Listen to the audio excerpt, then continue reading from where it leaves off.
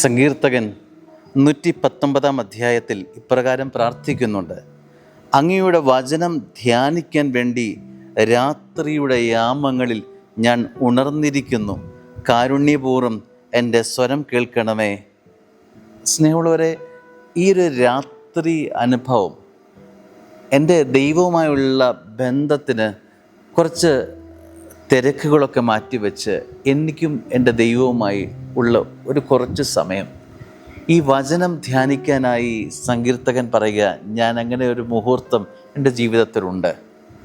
സ്നേഹമുള്ളവരെ, നമ്മുടെ ഈ വചനം ജീവിതത്തിൻ്റെ ഭാഗമാക്കി എങ്ങനെയാണ് മാറ്റുക?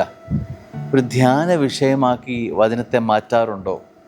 കേട്ട്, ഒരു ചെവിയിലൂടെ കേട്ട് അത് അപ്രത്യക്ഷമായി പോവുകയല്ലേ പലപ്പോഴും ചെയ്യുക. വചനം നമ്മുടെ ഭാഗമായി മാറാറുണ്ടോ? ആഹാരം നമ്മൾ കഴിക്കും, പക്ഷേ അതിൻ്റെ പോഷണം നമ്മുടെ ശരീരത്തിലേക്ക് ലഭിക്കുമ്പോഴാണ് അത് ശരീരത്തിന് ഗുണപ്രദമായി മാറുക. വചനവും ഇതുപോലെയാണ്, നമ്മുടെ ആത്മീയ ഭക്ഷണമാണ്. ഈ ആത്മീയ ഭക്ഷണം നമ്മുടെ ശരീരത്തിന്, നമ്മുടെ ആത്മാവിന് ഗുണപ്രദമാകണമെങ്കിൽ അത് ജീവിതത്തിലേക്ക് അത് ജീവിതത്തിൻ്റെ ഭാഗമായി മാറണം, അത് അയവിറക്കണം. അപ്പോൾ വചനം ധ്യാന വിഷയമാക്കുക എന്നതാണ് അർത്ഥം. വചനം മനനം ചെയ്യപ്പെടാത്ത വചനമൊക്കെ സ്നേഹമുള്ളവർ പാഴായിപ്പോവും, അത് വൃഥാവിലായിപ്പോവും, ഫലശൂന്യമായി പോകും, അത് ജീവിതത്തിന് ഗുണം നൽകാത്തവയായി മാറും.